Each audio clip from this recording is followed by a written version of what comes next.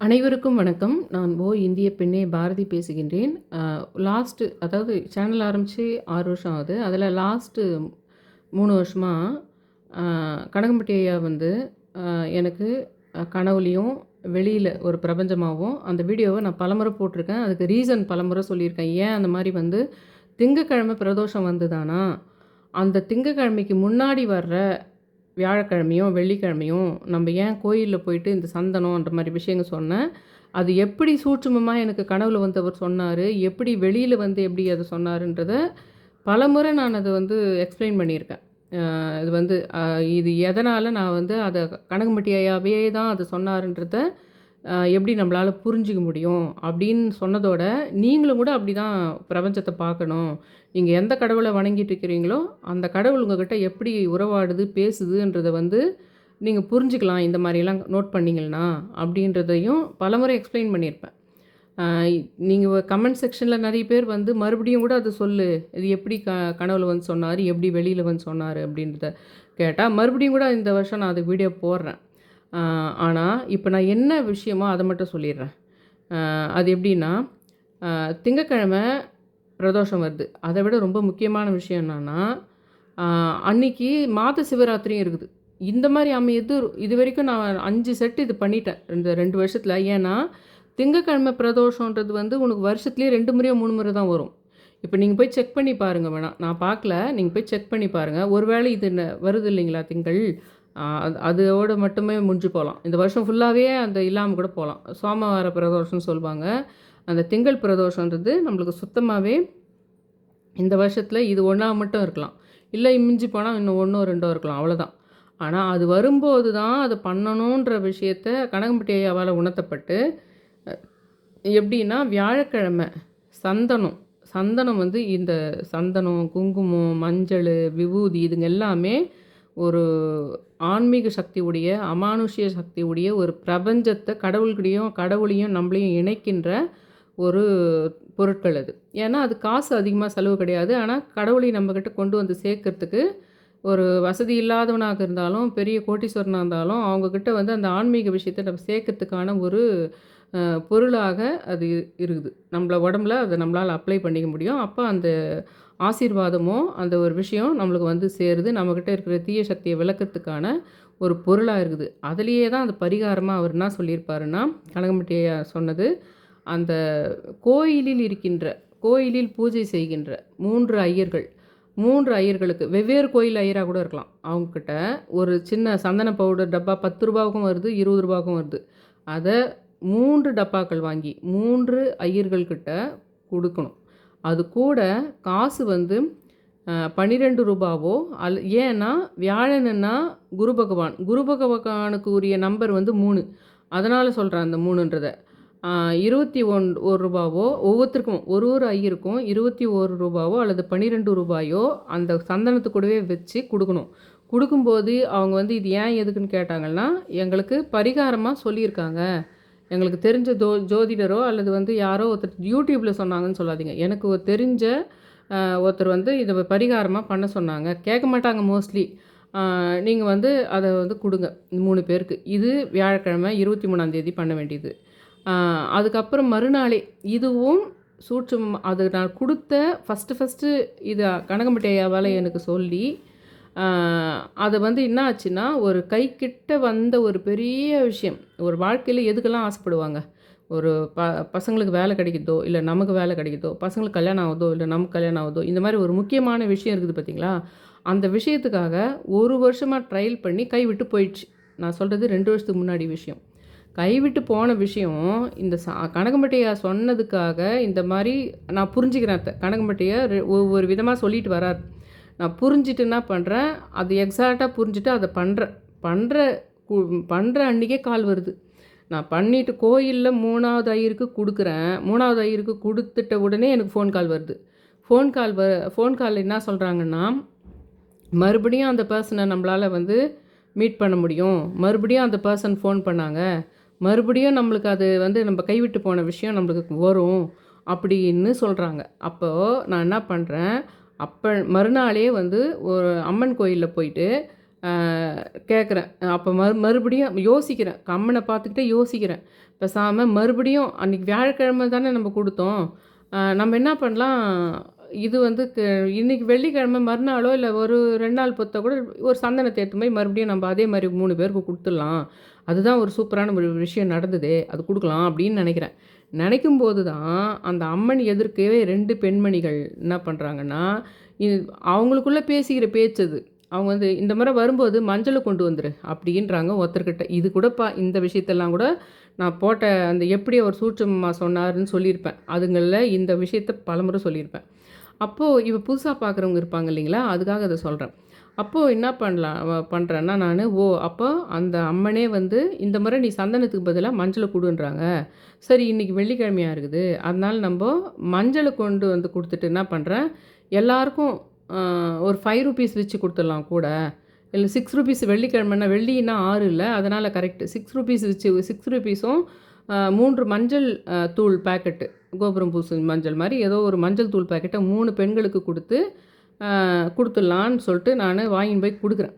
அப்போ 3 மஞ்சள் தூள் பேக்கெட்டை வாங்கும்போது, எப்பவுமே வாங்கினா எல்லாம் மஞ்சள் குங்குமம் தானே சேர்த்து வாங்குவாங்க.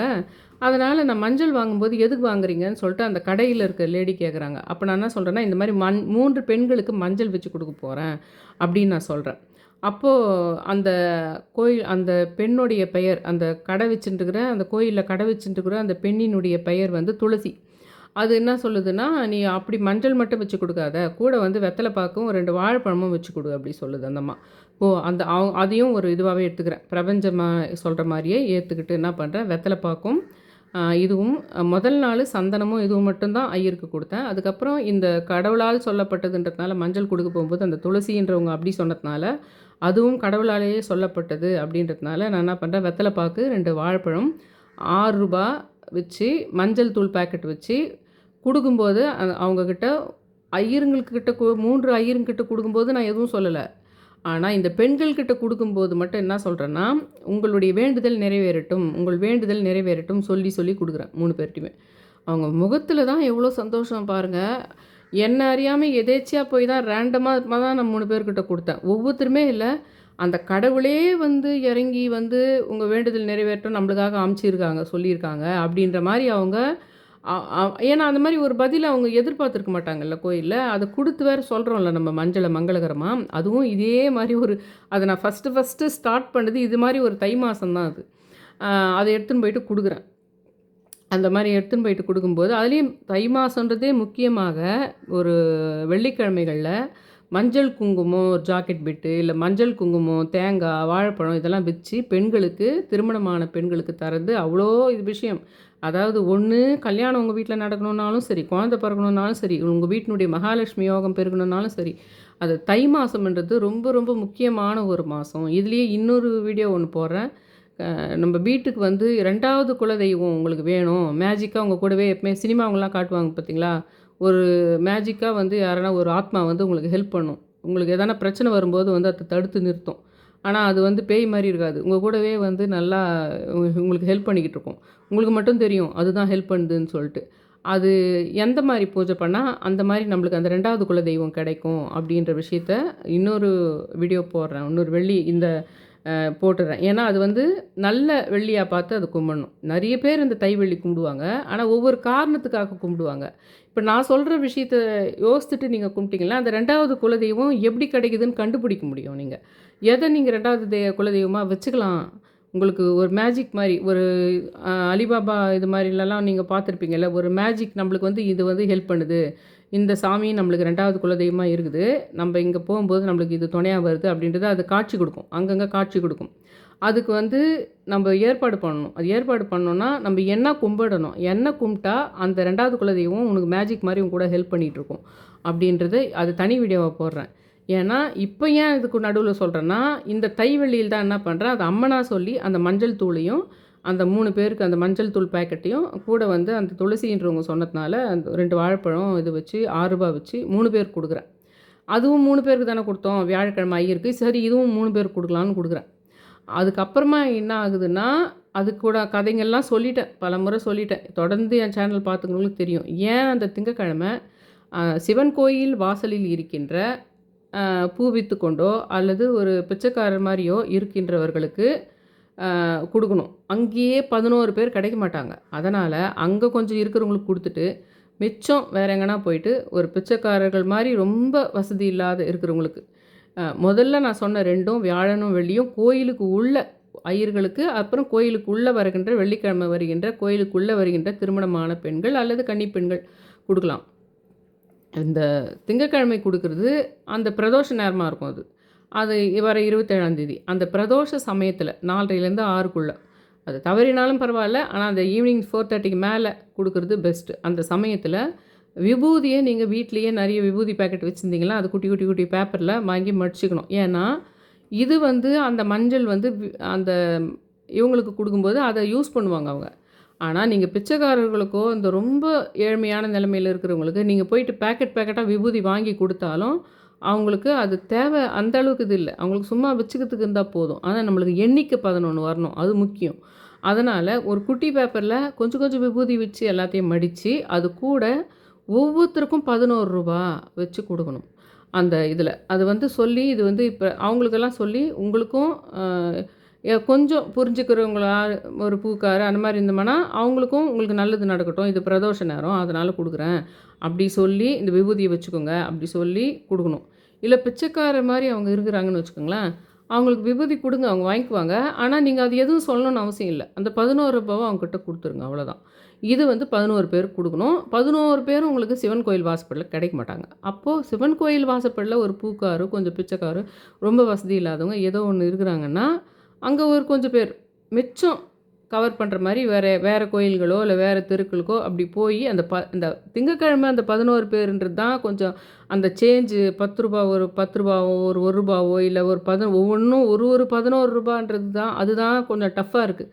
மற்றபடி இந்த வியாழக்கிழமை அந்த சந்தனமும் கூட ஒரு 12 ரூபாவோ 21 ரூபாவோ அந்த வெள்ளிக்கிழமை 6 ரூபாவும் மஞ்சள் தூளும் அது அவ்வளோ டஃப்பாக இல்லை. இந்த 11 பேர் அப்படின்ற விஷயம் டஃப்பாக இருக்குது. இருந்தாலும் அதை நான் ஒரு 5 செட்டு 6 செட் பண்ணியிருப்பேன். கடந்த 2-3 வருஷங்களில் அதை பண்ணியிருப்பேன் தொடர்ந்து. இதை செஞ்சு அதனால் அவங்களுக்கு நிறைய நல்லது நடந்ததுன்னு சொல்லிட்டு எத்தனையோ பேர் இருக்காங்க. அவங்களுக்கு இந்த பரிகாரம் ஏன்னா அது அவரால் கனகம்பட்டியால் சொல்லப்பட்ட விஷயம். இப்போ நான் என்ன பண்ணுறேன்னா, இப்போ நான் போய் இதை பண்ணுவேனா அப்படி வியாழக்கிழமைனா பண்ண மாட்டேன். ஏன் பண்ண மாட்டேன்னா, நான் அடுத்த ஸ்டேஜ் போயிட்டேன்.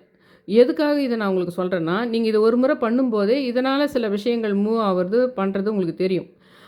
அந்த மாதிரி நான் 4-5 செட்டே பண்ணிட்டேன்றதுனால அதுக்கான விஷயங்கள் நிறைய இதுக்கு லிங்காக தான் நடக்குது, இதை நம்ம பண்ணுறதுனால தான் இந்த விஷயத்தில் நடக்குதுன்ற மாதிரி எனக்கு நிறைய தெரிஞ்சுது. அதுக்கேற்ற மாதிரி எனக்கு அது நடந்து முடிஞ்சிட்ட பின்னாடி இப்போது எனக்கு நிறைய ஆன்மீக விஷயங்களில் நான் நேமிநாதர், கிருபானந்த வாரியார், பாம்பன் குமரகுருதாசன் சொல்லிட்டு இப்படி நிறைய சித்தர்களையும் கடவுள்களையும் வணங்க என்ன ஆச்சுன்னா, ஒரு 2 மாதமாகவே பிரபஞ்சமாக எப்படி கனகம்பட்டி ஐயா இதை பண்ண சொன்னாரோ அந்த மாதிரி பிரபஞ்சமாக சில சித்தர்களும் சில கடவுள்களும் எனக்கு வீட்டில் நிறைய பூஜைகளை பண்ண வச்சிட்ருக்காங்க. எனக்கு சனத்குமாரர், சௌந்தர்யா தேவி அந்த மாதிரி உங்களுக்கு நிறைய குபேர பகவான், அது குபேரனுக்கான எந்திரம் போட்டு 1008 முறை 48 நாளைக்கு சொல்கிறது, இந்த மாதிரி எக்கச்சக்கமாக பண்ணிகிட்ருக்கேன். அப்போ நான் என்ன பண்ணுவேன்னா, இப்போது இந்த வியாழக்கிழமை குரு பகவானுக்கு ஒரு 369 முறை போற்றி சொல்லிவிடுவேன். வெள்ளிக்கிழமை ஒரு அம்மனுக்கு மகாலட்சுமிக்கு 369 முறை போற்றி சொல்லிடுவேன். எழுது கூட இல்லை, வாயில் சொல்லிவிடுவேன். அதுக்கப்புறம் ஏன்னா இன்னும் நிறைய வீட்லேயே இந்த எழுதுறதோ இல்லை மந்திரங்களாக சொல்கிறதோ எக்கச்சக்கமாக நான் வச்சுட்டுருக்கிறேன். அதனால் என்ன பண்ணுவேன், திங்கக்கிழமை என்ன பண்ணிவிடுவேன், சிவனுக்கு நான் சொன்னேன் பார்த்தீங்களா, சிவராத்திரியும் வந்துடுச்சு பிரதோஷம் வந்துச்சுன்றதுனால நெத்தி போட்டுக்கு நடுவில் வச்சு வணங்குன்ற ஒரு 10-15 விஷயம் சொல்லியிருப்பேன். சிவன் சங்கர் தியானம்னு ஒரு பிளேலிஸ்ட் போட்டிருப்பேன், அதில் நிறைய சொல்லியிருப்பேன். அதை என்ன பண்ணிவிடுவேன், அந்த நெத்தி போட்டுக்கு நடுவில் எதெல்லாம் கொண்டு வந்து தியானம் பண்ணுறோமோ அதை பண்ணிவிடுவேன். 369 முறை ஓம் நம சிவாயை சொல்லிவிடுவேன், இல்லை 1008 முறை ஓம் நம சிவாயை சொல்லிவிடுவேன். அவ்வளோதான். ஏன்னா நான் எக்கச்சக்கமானது அதே மாதிரி உங்களுக்கும் இதை நீங்கள் செய்து பார்த்துட்டிங்கன்னா இதுலேருந்து ரொம்ப ஸ்ட்ரக் ஆகியிருப்பீங்க, ரொம்ப அடிபாதத்தில் இருப்பீங்கன்னா கையை பிடிச்சி கொஞ்சம் தூக்கி விட்டுரும் இந்த பரிகாரம். இது என்ன பண்ணுவீங்கன்னா, அடுத்தது இன்னொரு திங்கக்கிழமை இதே மாதிரி வந்ததுன்னா இதே மாதிரி 2வது முறை செய்யலாம். இல்லை இது ரொம்ப பெஸ்ட்டாக இருக்குதுன்னு உங்களுக்கு யாருக்கு தெரியுதோ அவங்களுக்கு நீங்கள் அது கூட கனெக்ட் பண்ணி பார்க்க தெரியணும். மறுபடியும் அந்த சந்தனம், அந்த மஞ்சள் இந்த மாதிரி நான் அவங்க 2 பெண்மணிகள் பேசுனது கேட்டேன்றீங்களா, அந்த மாதிரி சுற்றி நடக்கிற விஷயங்கள், யாரோ ஃபோனில் பேசுகிற விஷயங்கள், டிஜிட்டலாக பார்க்குற விஷயங்கள், இது செய்யும்போதே கூட பிரபஞ்சம் உங்ககிட்ட என்ன மாதிரி கனெக்ட் ஆச்சு, எந்த மாதிரி விஷயம் நடந்தது, எந்த மாதிரி பாசிட்டிவ் ஃபோன் வந்தது, இந்த மாதிரி விஷயங்களை நீங்கள் கவனித்து விற்கிறது மூலமாக என்ன ஆகும்னா, 2வது இன்னொரு திங்கக்கிழமை இதே மாதிரி வந்தாலும் செய்யலான்றதுக்கு அந்த பிரபஞ்சமே உங்களை புஷ் பண்ணி கொண்டு போகும். அப்போ நீங்கள் நிறைய முறை பண்ணிடுவீங்க. நிறைய விஷயங்கள் நடந்து முடிஞ்சிடுச்சானா, இப்போ என்ன மாதிரி ஸ்டேஜுக்கு நீங்கள் ஒரு சமயத்தில் வந்துடுவீங்க. ஏன்னா இன்னும் நிறைய சித்தர்கள் பூஜைகள்னு சொல்லிட்டு இருக்கும். அப்போ நீங்கள் இதை எப்படி இந்த இதை யூஸ் பண்ணுறது ஒரு திங்கக்கிழமை வந்துடும், வருஷத்தில் 1 முறையோ 2 முறையோ.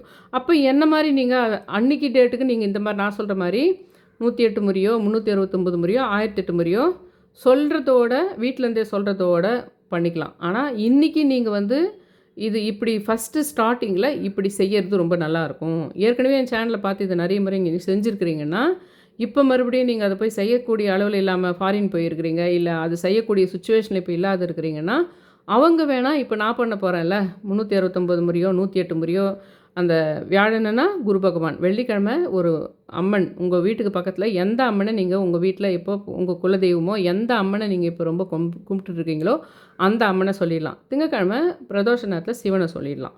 அந்த மாதிரி ஏற்கனவே இதை நான் சொன்னதை பலமுறை செஞ்சவங்க வேணால் செய்யலாம். அல்லது வேறு ஒரு இடத்துல இந்த ஊரில் இருந்து நம்ம பண்ண முடியாத மாதிரி ஃபாரின் கண்ட்ரீஸில் இருக்கிறவங்க வேணால் இப்போ நான் பண்ண போகிற மாதிரி பண்ணலாம் அப்படின்றத சொல்கிறேன். இதை எனக்கு மறுபடியும் சொல்லுங்கன்னு ஒரு நாள் நிறைய பேர் கேட்டால், அது எப்படி சொன்னார் சூட்சமா அப்படின்னு கேட்டால், அப்போ வேணால் அதுக்கு வேணால் ஒரு வீடியோ போடுறேன். இதை நான் பலமுறை சொல்லியிருக்கேன், அது எப்படி அவர் சூட்சமா சொன்னார்ன்றது. ஆனால் அவ்வளோ சக்தி வாய்ந்த ஒரு விஷயம். அதுலேயும் தை மாதத்தில் இந்த மாதிரி கிடைக்கிறது அற்புதமான ஒரு விஷயம். திங்கக்கிழமை அந்த வியாழனும் அந்த வெள்ளியும் அந்த திங்களும் கிடைக்கிறதுன்றதும் ஒரு அற்புதமான விஷயம். அந்த சந்தனம்ன்றதும் அந்த வியாழன்ன்றதும் அந்த குரு பகவான்ன்றதும் அந்த வைஷ்ணவன்றதும் விஷ்ணு பகவான்ன்றது இதுங்கெல்லாம் ஒன்று. அந்த வெள்ளிக்கிழமைன்றது வள்ளின்னா அந்த முருகனுடைய மனைவி வள்ளின்றது தான் அந்த வெள்ளி. அது அதோட 6ன்ற நம்பரோட தொடர்புடையது அந்த வெள்ளி. அந்த 6ன்றது அந்த முருகனோட தொடர்புடையது. அதே சமயத்தில் அந்த வெள்ளின்றதும் அந்த முருகனுடைய மனைவி வள்ளியை தான் அந்த வெள்ளி என்று சொல்லப்படுகின்றது. அது மாதிரி திங்கக்கிழமை அந்த சிவபெருமான்றது திங்கள்னாவே சிவபெருமானுக்கு முக்கியம். அதுலேயும் இந்த முறை மாத சிவராத்திரியும் பிரதோஷமும் சேர்ந்து வருது அப்படின்றது ரொம்ப முக்கியமாக இருக்குது. அதனால் நீங்கள் இந்த தை மாதத்தில் வர்றது ரொம்ப அற்புதம். ஏன்னா அதில் தை வெள்ளியாகவும் இருக்குது. அது வந்து 24ஆந்தேதி தை வெள்ளியில் ஒருத்தருக்கு மஞ்சள் இதெல்லாம் வச்சு கொடுக்குறதுன்றது அவ்வளவு மங்களகரங்களை சேர்க்குன்றதுக்கும் இதை நான் சொல்கிறேன். இது வந்து ரொம்ப பிரச்சனையில் இருக்கிறவங்க இது ரொம்ப அற்புதமான பரிகாரன்றதுனால செஞ்சுடுங்க. இதை செஞ்சுடுங்க, முடிஞ்ச வரைக்கும் அதை ட்ரை பண்ணி செஞ்சுடுங்க. அது ஒரு பெரிய மாட்டிகிட்டு இருக்க ஒரு விஷயத்துலேருந்து உங்களை வெளியே கொண்டு வந்துடும். அதுக்கப்புறம் கூட நம்ம எதனா அதில் ஒரு ரொம்ப முக்கியமான விஷயம் பாருங்கள். இன்றைக்கி வந்து ராமர் கோயில் அயோத்தியில் இது பண்ணாங்க இல்லைங்களா, அது திறந்து இதோட 1 வருஷம். அது மட்டும் இல்லாமல் இன்றைக்கி வந்து சுவாதி நட்சத்திரம். போட்டுனே இருப்பேன். இந்த மாதம் நான் போடல, செவ்வாழை வச்சு கும்பிடுங்க. சுவாதி நட்சத்திரம்னா மானுசாமி. அது இல்லாமல் கிருபானந்த வாரியாரோட பிறந்த நட்சத்திரம் சுவாதி. மானுசாமின்னாவே நான் வந்து அந்த டிரான்ஸ்ஃபார்ம் வரைஞ்சி அதை சொல்லுவேன், செவ்வாழை வச்சு கும்பிடுங்கன்னு சொல்லுவேன். மானுசாமினாவே ஒரு இடத்திலிருந்து ஒரு விஷயம், ஒரு எலக்ட்ரிக்கலாக ஒரு எலக்ட்ரானிக்காக ஒரு மாதிரி இங்கேருந்து ஃபாரினில் இல்லை, இங்கேருந்து தூரம் இருக்கிற உங்கள் பசங்களுடைய வெற்றிக்கோ அல்லது உங்களுடைய ரொம்ப உறவினர்களுடைய தூரம் இருக்கிற வெற்றி, அந்த மாதிரி விஷயங்களுக்கெல்லாம் உங்களுக்கு வந்து இவர் மானுசாமின்னு சொல்லியிருக்கேன். அதே சமயத்தில் கிருபானந்த வாரியார் இதில் ஜாயின் ஆகிறார். ஏன்னா சுவாதியில் தான் அவர் வந்து பிறந்தது. கிருபானந்த வாரியார் மானுசாமி 2 பேர் தான். இன்றைக்கி சுவாதி நட்சத்திரம் இருக்குது. அது இல்லாமல் 1 வருஷம் அந்த அயோத்தியில் ராமர் கோயில் இது இன்றைக்கி தான். ஏன்னா மதியத்துக்கு மேலே நவமி, அதனால் 1 வருஷம் ஆகுது இன்றைக்கி. நாளைக்கு இந்த வியாழக்கிழமை நான் இதை பண்ண சொல்கிறேன் பாருங்கள், இந்த பரிகாரம். நாளைக்கு விசாக நட்சத்திரம். விசாக நட்சத்திரத்துக்கு நான் சொன்னது ஒட்டன் சித்திரம் ராமசாமி சித்திரம், போரூர் சிதம்பரம் சித்திரம். விசாக நட்சத்திரத்துக்காக நான் சொன்ன சித்தர்கள் அவங்களும் இருக்காங்க. நாளைக்கு தை மாதத்தில் வர வியாழக்கிழமை மட்டும் இல்லாமல் நாளைக்கு ஒட்டன் சித்திரம் ராமசாமி சித்திரம். ஏன்னா ஒட்டன் சித்திரம் ராமசாமி சித்திரம் அவ்வளோ சக்தி வாய்ந்தவர். அந்த விசாக நட்சத்திரம் நாளைக்கு இருக்கிற வியாழக்கிழமையில் வருது உங்களுக்கு. அது இல்லாமல் போரூர் சிதம்பர சித்திரமும் ஒரு விசாக நட்சத்திரம் அன்றைக்கி தான் அந்த போரூர் கோயிலை மதுரை மீனாட்சம்மா சொல்லி அவரே கட்டி அந்த சிலையிலேயே அவர் வந்து அப்படியே ஜீவசமாதி மாதிரி ஐக்கியமாயிட்டார். விசாக நட்சத்திரம் அன்றைக்கி தான் அந்த போரூர் சிதம்பர சித்தர். இந்த 2மே நாளைக்கு இருக்குது. அதனால் ரொம்ப ரொம்ப ஸ்பெஷலாகுது இந்த ஒரு விஷயம். இந்த வியாழக்கிழமை நாளைக்கு வியாழக்கிழமையில் நீங்கள் அந்த சந்தனத்தை கொடுக்குற விஷயம் வந்து அ வ 24ஆம் தேதி வெள்ளிக்கிழமையில நீங்க அந்த குடுக்குற விஷயம், அந்த அது தை வெள்ளின்னு ஆகுது. 27ஆம் தேதி வந்து மாத சிவராத்திரியும் பிரதோஷமும் ஒண்ணா வருது. இவ்ளோ விஷயங்கள் இருக்கிறதுனால, இந்த சமயம் விடாம நீங்க பண்ணிடுங்க. இந்த வருஷத்திலேயே இன்னொரு திங்கள் வந்தா கூட, அத விட்டு கூட விட்டுறலாம். ஆனா, இந்த திங்களையும், இந்த வியாழனையும், இந்த வெள்ளியும் விட வேணாம்.